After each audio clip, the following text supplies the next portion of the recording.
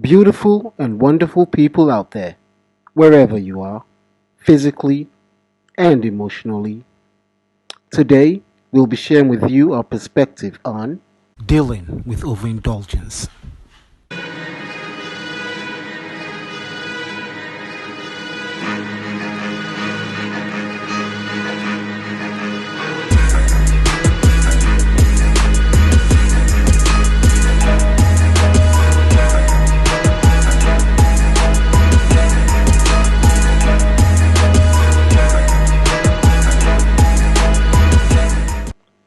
So, alright now. It's a very Merry Christmas, everybody. Merry Christmas, everybody. Yeah. So I'll give us a few minutes, and then I'll take an overview of what we're going to be doing before we actually start, and then we'll teach you how to overcome indulgences. So, how do you want to say Merry Christmas to Merry these Christmas, lovely people? everybody, from SNC. And we look forward to indulging you in over-indulgence care. Enjoy the ride. That is exactly what it is. It's a ride. And we, talking about that, that's part of what we're going to be covering in our philosophy, because our philosophy is that this whole thing is a journey, and it's a journey you embark on. And like every journey, sometimes you come across rough roads or hilltops that take a lot of energy, and you ride the storm. Yeah, and as long as you have a good rucksack with enough good tools that you need, the rest is, for lack of a better word, I'll say easier. Okay. So we'll be kicking off, and I was just put up the SNC website. So if you check the chat, you'll see the SNC website, and you can just access it from the click and from the link. Yeah, have a look through it. It'll introduce you a bit more into what we're about and how we approach things, and what our ideologies and philosophies are in relationship to the body and maintaining optimal health, or optimal wellness, as I like to refer to it as. Optimal wellness. Yes, that's the goal. To have your body functioning the way it was designed to. You have all your organs, fulfilling their purpose. Because it's not the purpose and the fulfillment of purpose isn't restricted to human life and human beings.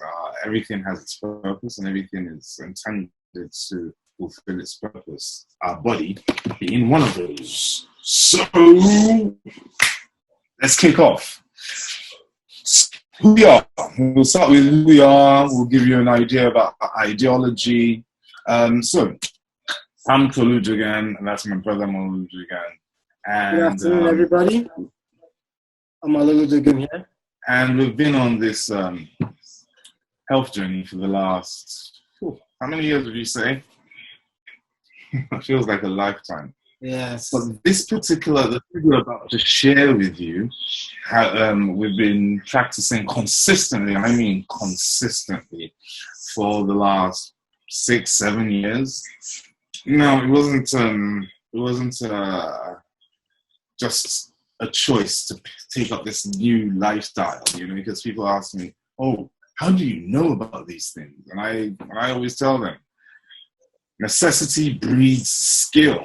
And in this case, it was so necessary. It was a live or die, life or death situation. And thankfully, our decision to live took us down a path that we were blessed with some of these skills. So, and these skills, our ideology, come down to the fact that the human body is a well-functioning machine. Now we use it, and it clogs up like any machine. It clogs up like any. We're made of tubes and pipes, and like any of those, if you use them consistently and you don't keep a maintenance culture, it will quickly wear out. It's like driving a car and never servicing it. We're expecting it to continue running for about 75 years. 100 years, it just won't work. The laws of systems don't allow things to work like that. So we found out that the simple methodology of the elimination process, enhancing the elimination process with remineralization and using certain minerals, giving your body the tools it needs to do the detox that it's trying to do. Because we realize that when you're ill, you're not actually ill. Your body is just fighting to detox itself of these pathogens, but then it doesn't have the tools. So now it's working handicapped. So we want to get rid of the handicap, the tools it needs so that it can do what it wants, so we can get rid of the high blood pressure and stuff. And today we're going to be focusing mostly on congestion and decongestion, making sure that you're not clogged up inside, because this is exactly what happens during Christmas. We take the time to... but before that, brief intro into us as self-nurture culture. It's a movement we both put together from our life experiences, really, when we had to put things in hold and chase what was most important, which was being able to function. So self-nurture culture is a collection of natural well-being models that we've experienced one way or the other from all over the world. Now, with your relationship with self-nurture culture will expose you to a new paradigm of well-being and techniques for habit development that nurture you towards your desired state of well-being. We do this mainly through cellular regeneration and remineralization of the body. Our general and underlying philosophy is that a clean and fully functioning body cannot maintain any sort of disease. So self-nurture culture was born from success we both experienced in our journey to realizing good health from what really seemed to be a hopeless situation. So in brief, that's the essence of self-nurture culture. Today, we'll be introducing you to how to culture yourself towards getting yourself out of overindulgence, because let's face it, that's what Christmas is all about. Overindulgence of love, overindulgence of all sorts of pleasures. So I'll hand you back to my brother, who will now introduce you to overindulgence, detoxification, and declogging your system. Hello, welcome back. So yes, overindulgence. Who has been eating at Christmas? And what have you been eating? Who wants to share what they've been eating? Okay, well, I had a Christmas meals, and it was really brilliant. Now, that's what we do at Christmas. That's what we indulge in, the pleasures, the sensory pleasures, and in the warmth of family, and our taste buds just go completely wild. So we get into this pattern of uncontrollable see and eat, and that's all good. It's part of the love and the joy. However, when we eat,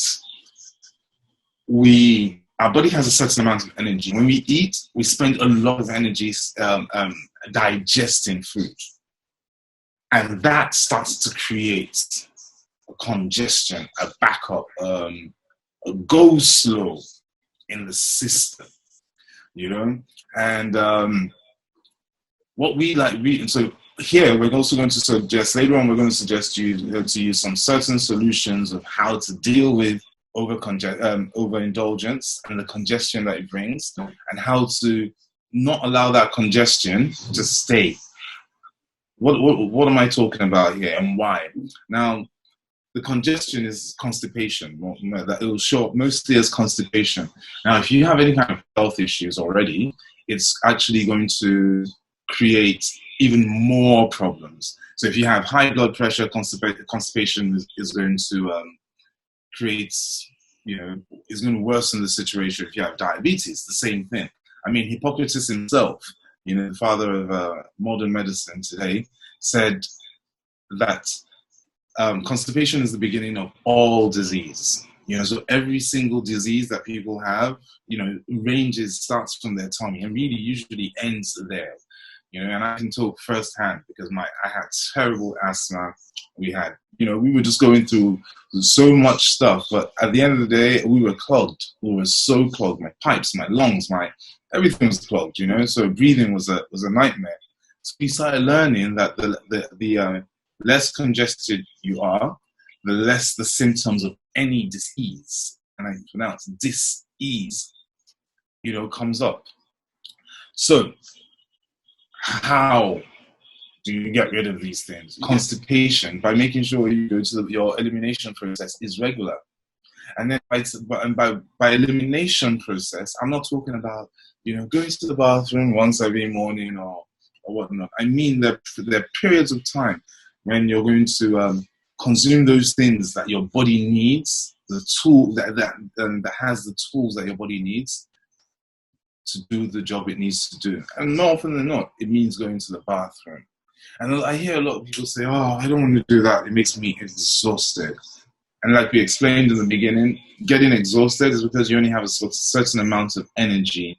And when you stop eating and the elimination process starts, some of that energy, you know, is a lot of that energy is used to get rid of what's causing all sorts of problems. So once you do that, everything else starts to fall into place. You know, very soon remineralization. So at that point, when you remineralize, you find that all the exhaustion, all the tiredness, even the process of elimination is easier in your body. Yes. Everything works perfectly, much, much, much better. But before remineralization is hydration. You have to hydrate properly. You have to hydrate throughout the day. It's known that the organs need at least 2.5 liters of water to function, just to serve your purpose, just to function optimally throughout the day, let alone if you want them to do some extra work. So you have to find out about your elimination. You have to find out about your rehydration. And there are also other things, but we'll build you into that slowly. So, so remineralization, you know, is, you know, we always tell people this, that is part of the remineralization process, because just like everything else, it's one of the tools that your organs need. Like I just told you, your organs need to fulfill their purpose. You know, everything has its purpose, and everything needs certain tools to fulfill its purpose. A house builder needs, you know, bricks and cement and stuff to build a house. And if he doesn't have those, it really makes his purpose as a house builder a bit redundant. The same with our body. You know, our cells, they need certain minerals in order to do the jobs that they're supposed to do. And I say cells because all your organs are made up of one cell or the other. All your organs are made up of a compilation of cells, each one of them doing the little jobs that they're supposed to do. You know, just like any corporation, just like any organization. You know, we all have our individual parts that we play. So hydration is so key. You know, first thing in the morning, take some water. Now, if you've been overindulging and eating a lot, then give your body a little bit of a break. You know, just a short break, say about 8 hours, no food. I mean, waking hours, not when you go to bed. I mean, after waking up, you know, 4 to 8 hours of just drinking water. And if you find that you're getting really hungry, have some preferably non-caton juice, which means, you know, freshly made fruit juice. And you'll find that, you know, staying hydrated allows your body not to feel so bogged down by all the weight of all the food that you must have been eating, and it allows you to recover much quicker, so that, you know, you don't spend the early parts of the new year, you know, bogged down with one cold or one thing or the other, thinking, oh, it's just after Christmas. No, it's a result of the congestion from the overindulgence. So I was going to talk to you very soon about relationship with your stomach, because that's, like we said, that's where all disease starts in the stomach. It's and if you think about it, this major parts, that's where most of your organs are: your spleen, your kidney, your livers. They are around your gut. Your gut too is an organ. So we emphasize a relationship with your stomach, understanding what hunger is and the sensations and how to deal with them. But like Mother said, remineralization and hydration. We were talking about it today. I said, how many times do people actually just eat? Yeah, they eat and eat. And they've got these really big tummies and they're struggling to breathe, and then they say to themselves, "Oh my gosh, I'm so full, but yet I still feel like eating." That's a sign of malnutrition. You need to remineralize your body. So, Mo, do you have anything you'd like to talk about? Before going into a relationship with you and your tummy, no. I think we've covered most of it. We've covered remineralization.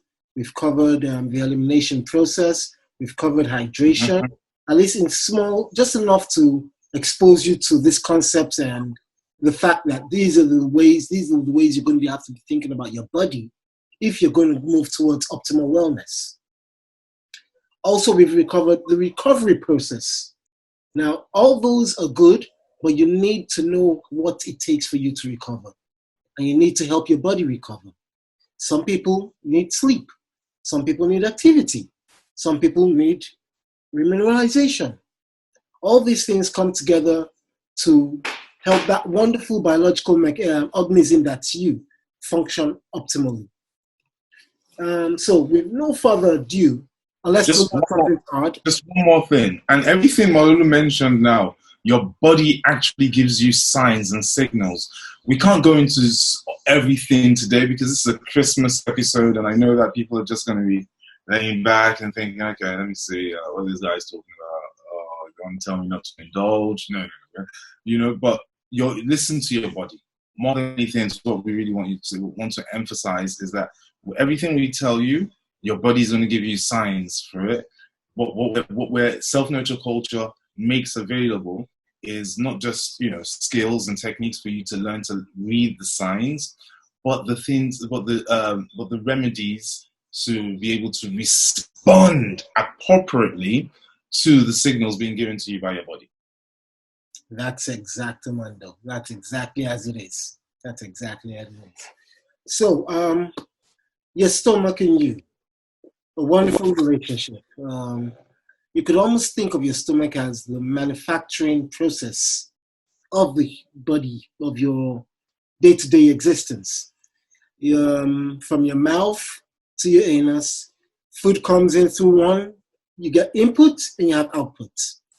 Now, the kind of input you put into your body determines a lot. And how that output is extracted out of your body also determines a lot. So I like to think of my stomach as a magical processing tool that's connected all over my body. And this tool's main job is to convert material into substances that are useful for me, by me. The major things that it converts are air, water, and solids. Air, water, and solids. It uses this, and the way your body functions and converts this determines how you move towards optimal wellness. Now with air, we don't need much. What we need is to make sure we don't have any go slow. To be able to convert air properly, we need to make sure that we're not clogged up. Breathing in through our nose. But if you check your body and you pay attention and you're mindful while you're taking a deep breath, you realize that you use your whole diaphragm, you use your gut, you use your colon, every part of your torso is involved in the breath. If you're congested, if you're overstuffed, that's not going to be possible. Breathing is going to be labored. That's with breathing.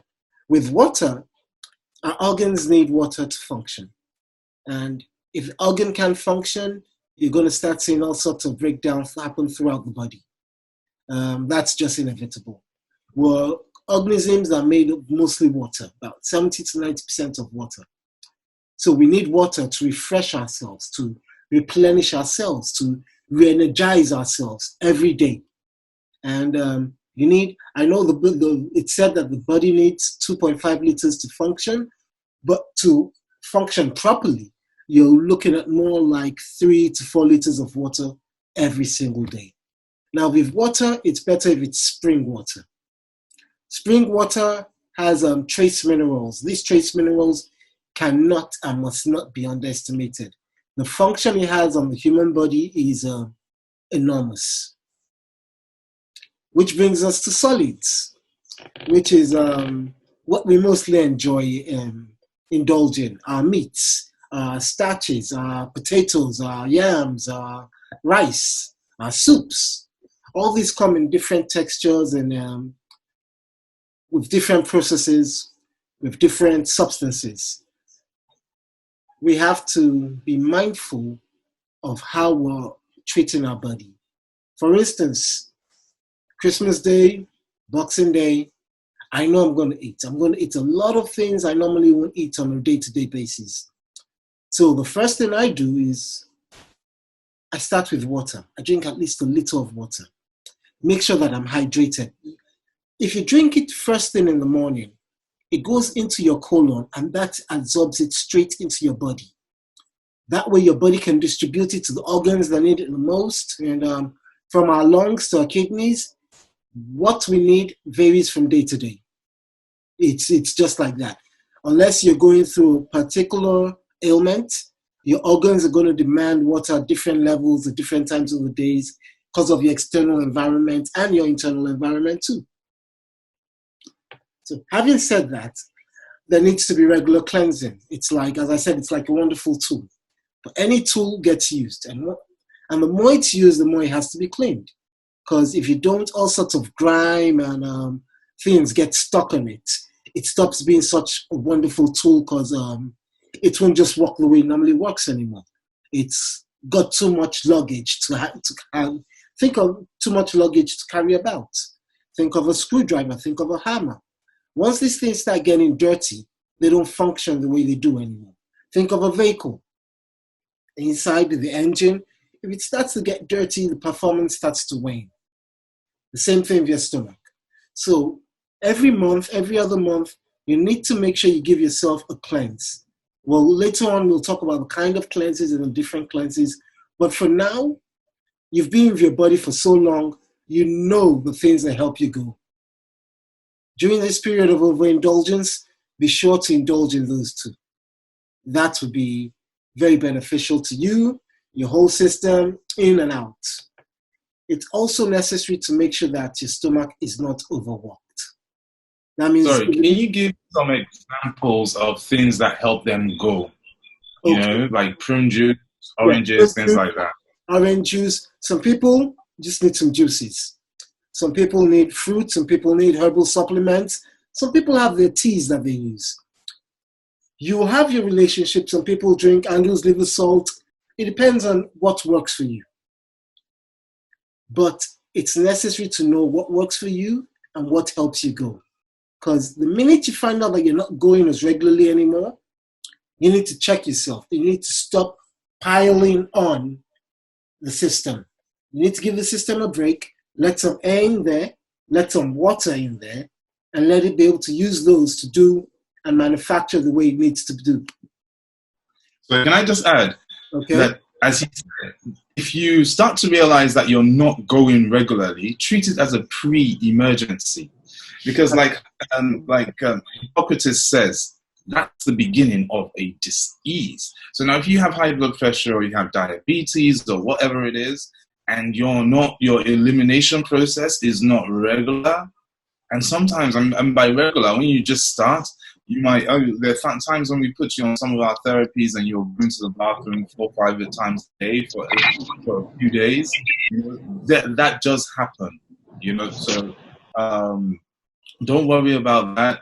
it will be a bit tiring, but at the end of it, you recover those energy levels and your vitality shoots through the roof.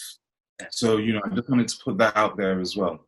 Yeah. Now we're going to make this session, we're going to make it available.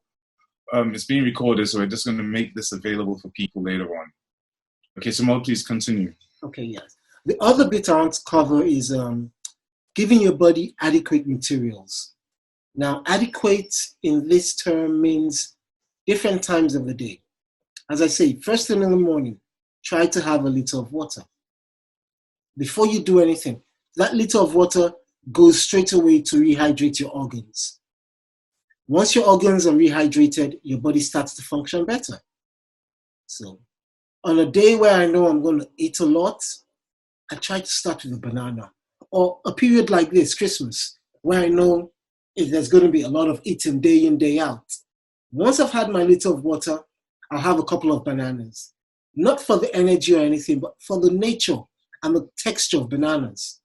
Now, bananas are soft. If I layer them at a particular time in my body, through all this eating, I know it doesn't let the go slow, the congestion build up too much. There's that layer in there that breaks that circle of congestion.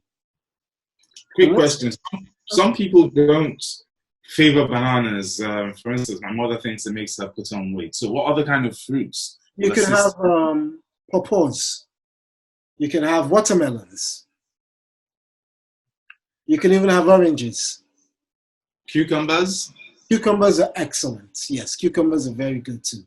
If it's mango season, by all means have mangoes. But then can I just eat as I feel like, or do I have to do everything in moderation? Well, moderation is always key. If you just, we're in Christmas, so a lot of things are going to be done as we feel like. But for those of us who know ourselves, those are our patterns, then the onus is on us to make sure we give ourselves some space so our system is not overworked.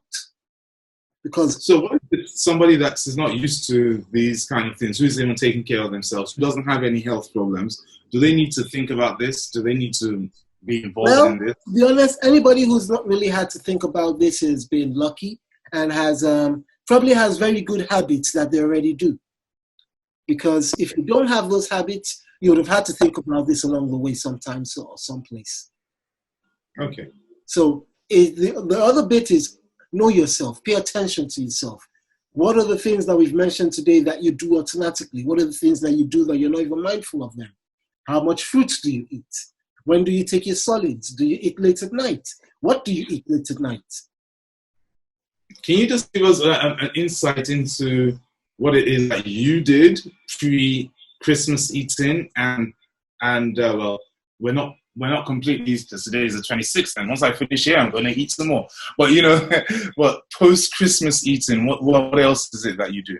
Oh, yes, I understand exactly what you're saying. I was going to provide this during the solutions aspect on the things that I normally do when I'm going to be for a period like this. So okay. I'll tell you, one thing I did was I lined my system with activated charcoal. Now, I don't know if any of you have heard that, but activated charcoal is like a binding agent that gathers together all the loose toxins in your system and eliminates them for you. So it stays there in your system, gathers as much as it can, and just comes out with them. It's actually a marvelous, easy therapy on the body.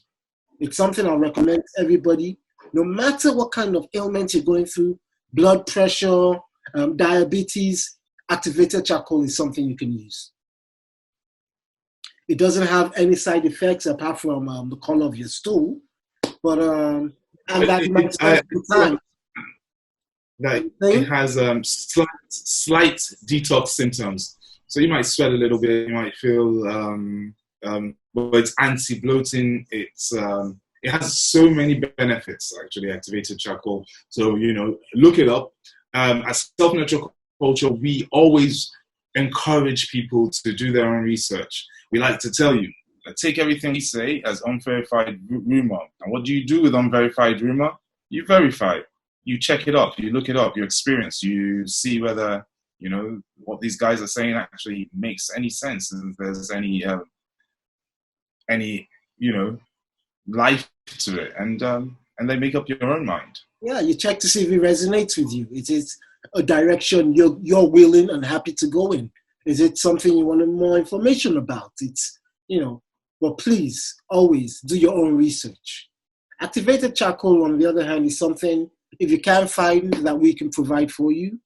But the other thing that I want to point out is transitioning from one phase to the other. Now, I drank activated charcoal to transition from my normal everyday living eating to my eating habits over this period of time. A period of time where I know I'm going to be overindulging in things, in all sorts of things, in things I normally won't eat. So I gave myself a little bit of a break, and I do the things necessary, knowing that in about a week's time too, I'm going to go back to my normal eating pattern. With that, I'm going to do a cleanse to transition me back into my normal eating pattern. Now, your body is a magnificent mechanism, but you need to send it the right signals. Part of sending your stomach the right signal is the kind of material you put in it, the frequency of the material you put in it, and how you communicate with it, because your body is always communicating with you, especially your stomach. It tells you, hey, I want to eat this. No, I don't want to eat this. I've got this craving. When are you going to get me this again? Some of them are good for you, some are not. Some of them are habits it's trying to get used to. Some of them are things, are cautionary tales that it's sending your way. So when it comes to your relationship with your stomach, the 4 things that I'll summarize it as again is make sure your stomach is not overworked.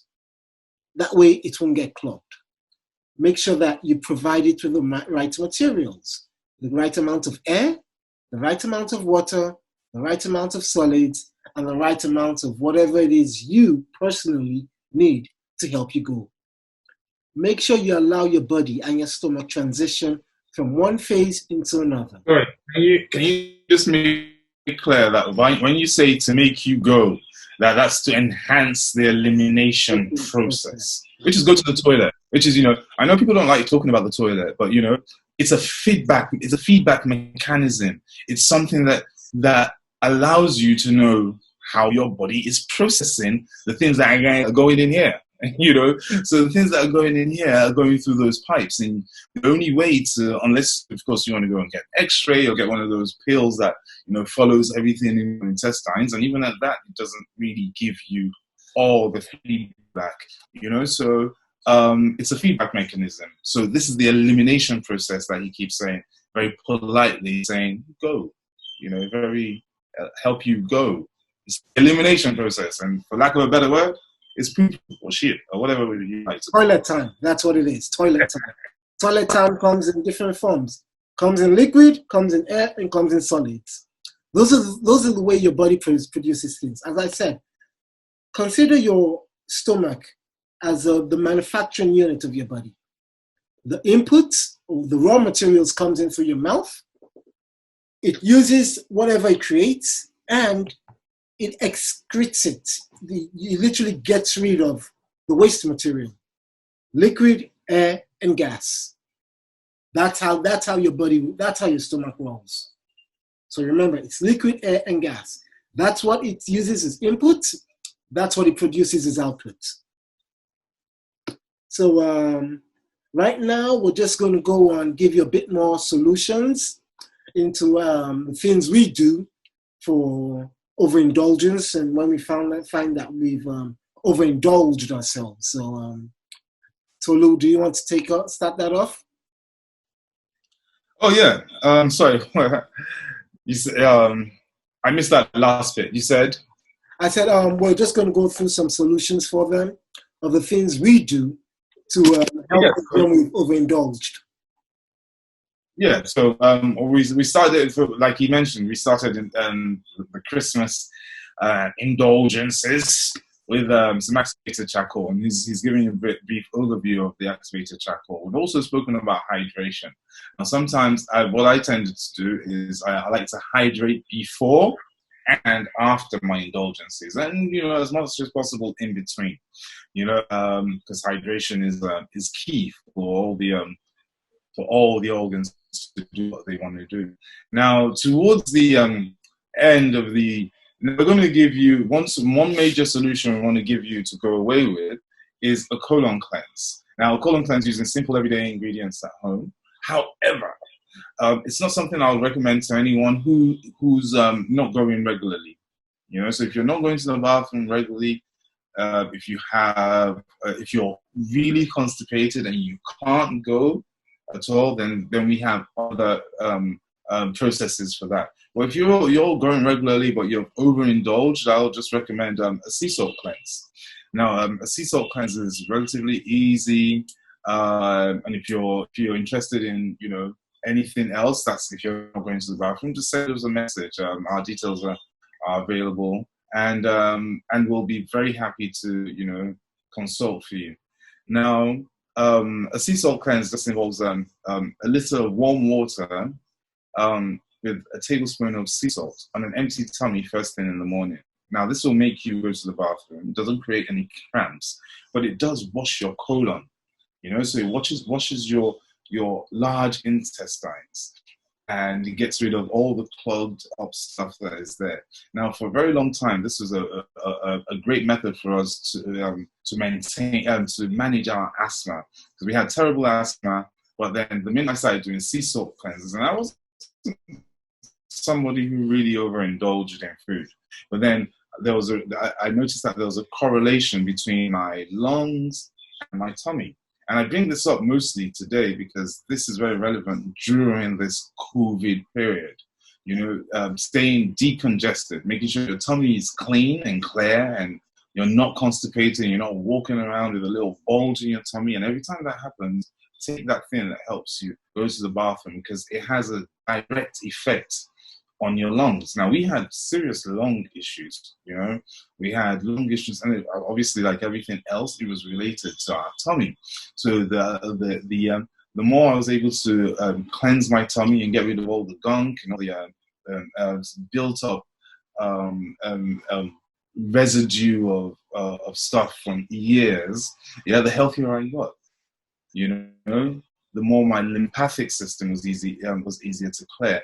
And the sea salt cleanse doesn't just clean your colon; it also helps the flushing of lymph fluid, which keeps your immune system boosted and strong. So not just is this an overindulgence remedy for Christmas period, is also we're also mostly doing this because we know that the overindulgence at these times make us more susceptible to pathogens and viruses that can't live in a body that is actually, healthy and alkaline and doesn't have anything in its lymphatic system for them to cling onto. And if there's nothing for them to cling onto in the body, then the pathogen can't survive. This is, ask any doctor about alkalinity and pathogen and virus survival. And they need an environment to grow, and congestion in the body gives pathogens and viruses an environment to grow in. So doing a sea salt cleanse is something I recommend to most people, as long as you're able to go regularly. At least if you go every day. Now, this doesn't mean that some people. I've recommended this to some people, so be warned. I recommended this to some people who go regularly, and instead of going to the bathroom, they've thrown up. Now that just means that there are things not in your intestines, but the emergency is in your stomach.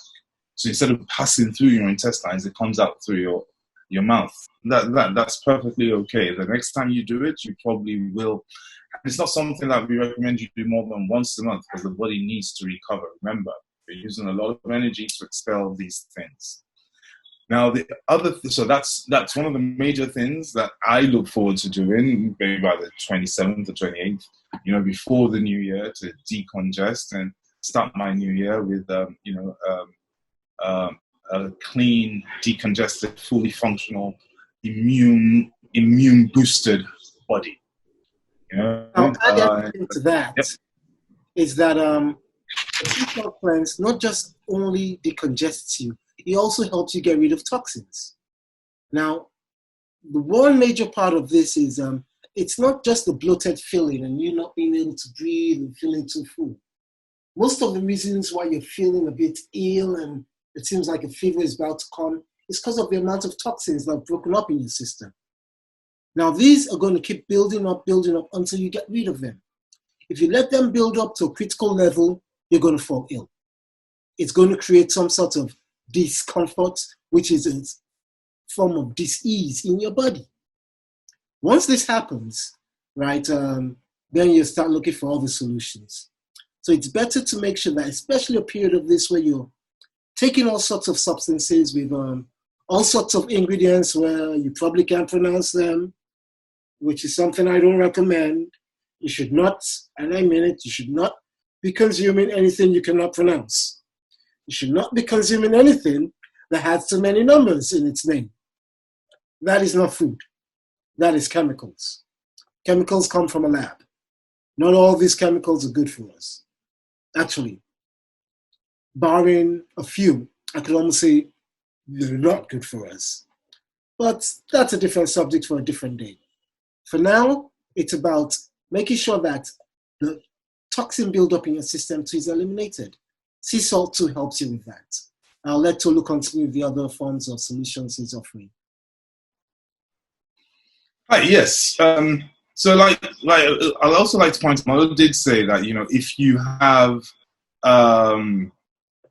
things that you take normally that assist in the elimination process.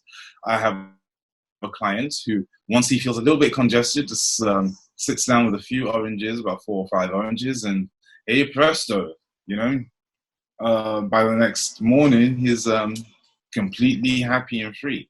And I have some people who could drink 12 oranges and nothing would happen. So you find that thing that works for you. Now, mind you, that thing that works for you, stay open to the fact that it might not always work after a period of time, because then your body has the minerals it needs from that. So move on to something else, explore. You say, because this isn't it's not, there's no manual for this. It's an exploration. It's a journey that we're inviting you to embark on. It's a journey to learn not just how your body works, but the things that your body needs in the moment. In the moment.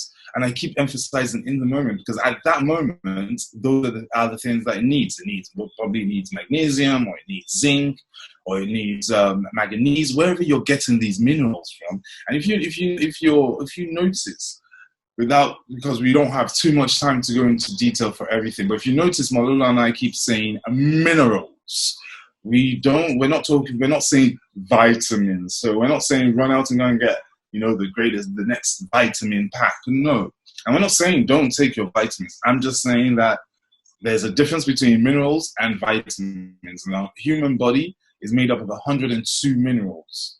So you can look this up. 102 minerals broken down. None of these minerals are actually vitamins. Vitamins are something completely different. So when we say remineralization, we're talking about giving your body what it is made of, so that it can continue reproducing, regenerating its cells, regenerating itself on a cellular structure. We don't have, we're very close to, finishing. But one more thing I'd like to suggest is, look for those teas. Different people, my sister, my mom, some of my clients, they all have their teas that they like to drink that assist them in going. Pay attention to how your body responds before or after the usage of some of these things. And but as long as it's plant-based, we don't recommend all plant-based things, but we recommend plant-based before anything that's in a box. We recommend plant-based before anything that has been processed. Then within the plant-based family, then we recommend certain things being better than other things.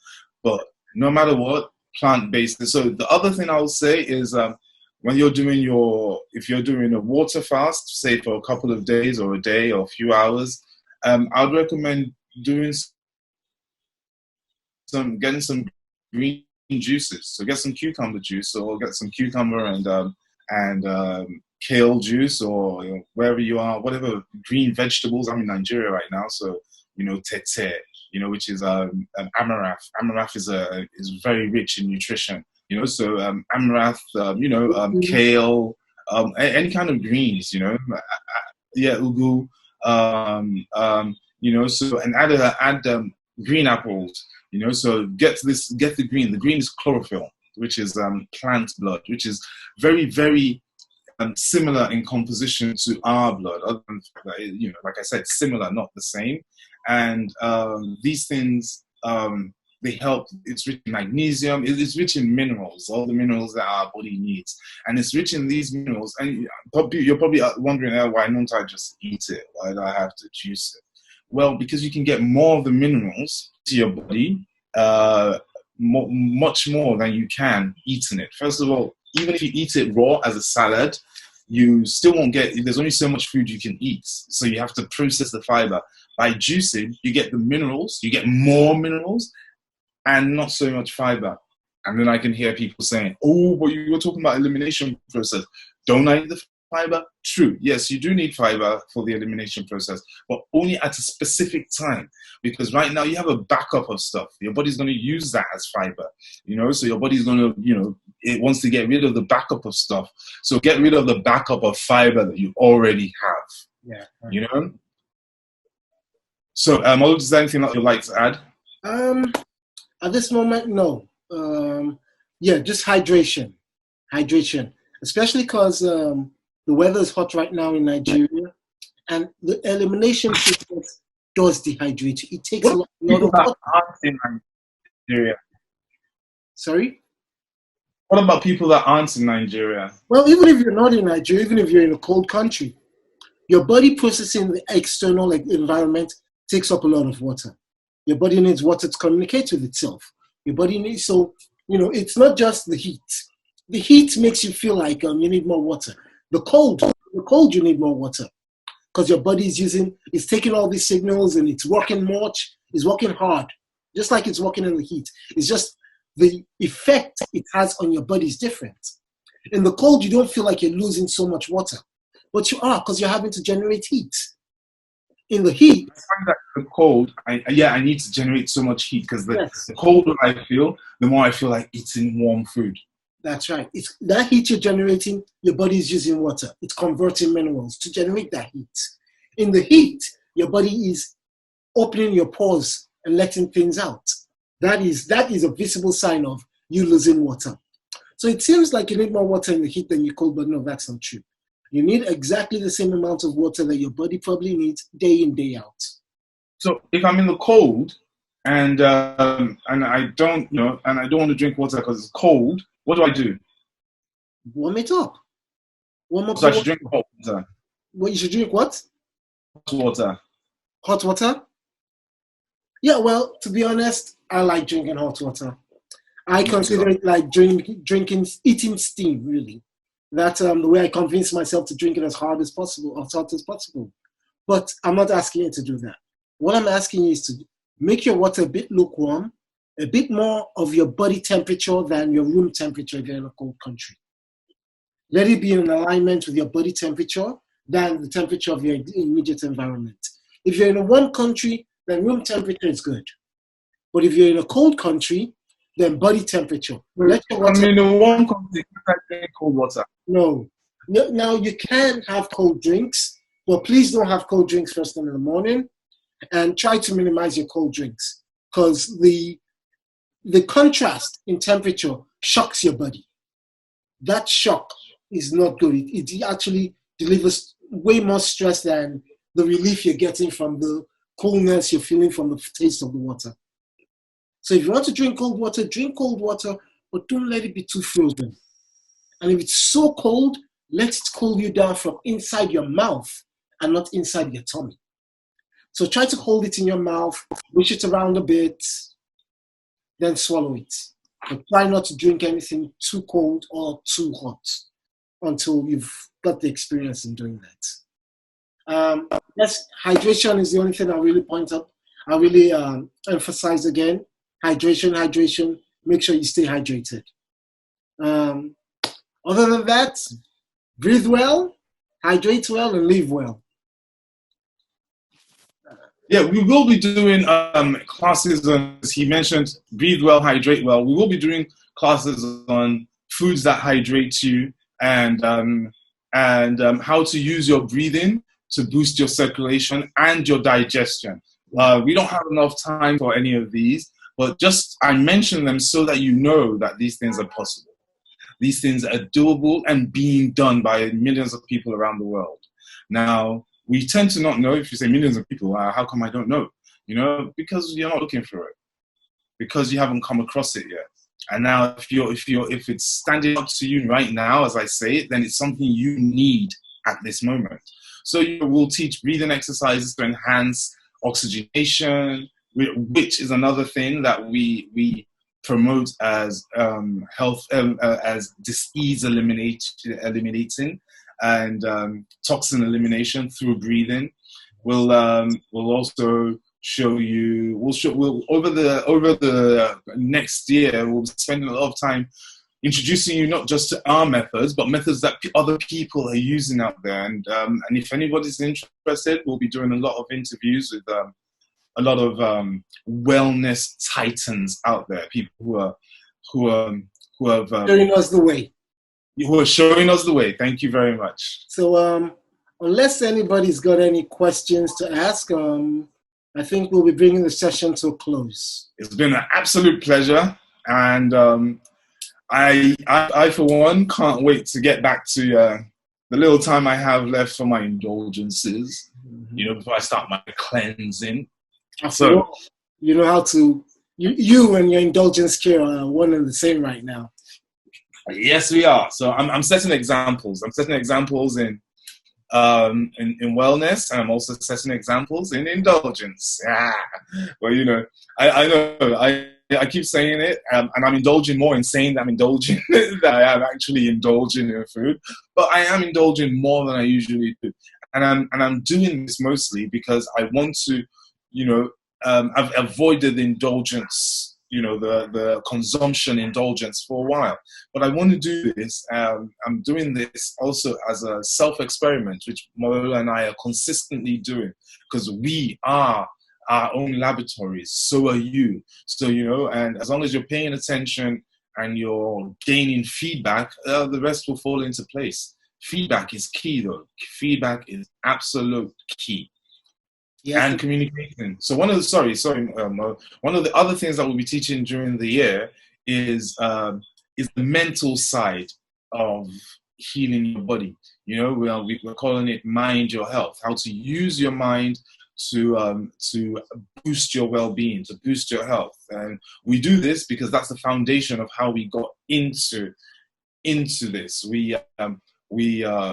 And that's a whole, I can't even start to, because then we'll get carried away into it. But we'll be doing a program called Mind Your Health, using your mind to boost your wellness. And we do this because we've spent about a good 2 decades in the personal development industry and the potential building industry.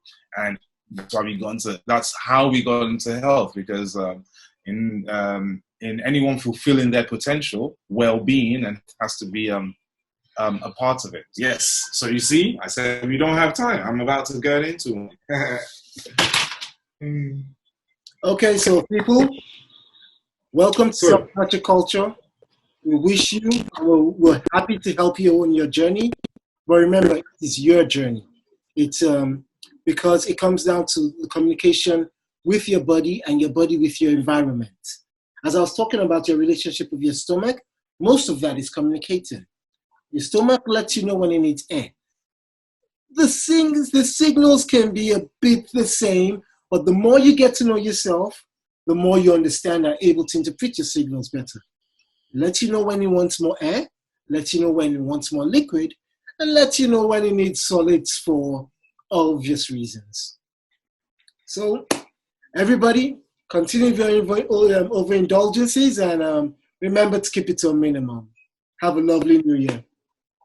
And Merry Christmas and a Happy New Year to everybody. Yeah, and a greater 2021. Yeah, 2020 has been a bit of a downer, let's just say. Very unpredictable.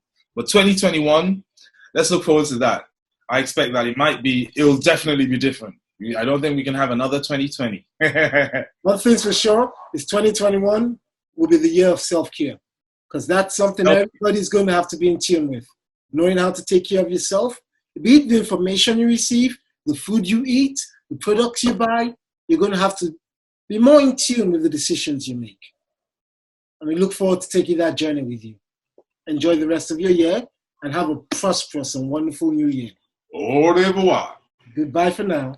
So people, remember, take the space, take the time to keep you and yourself wonderful and beautiful, so we can all be wonderfully beautiful together. From your wellness partners, SN.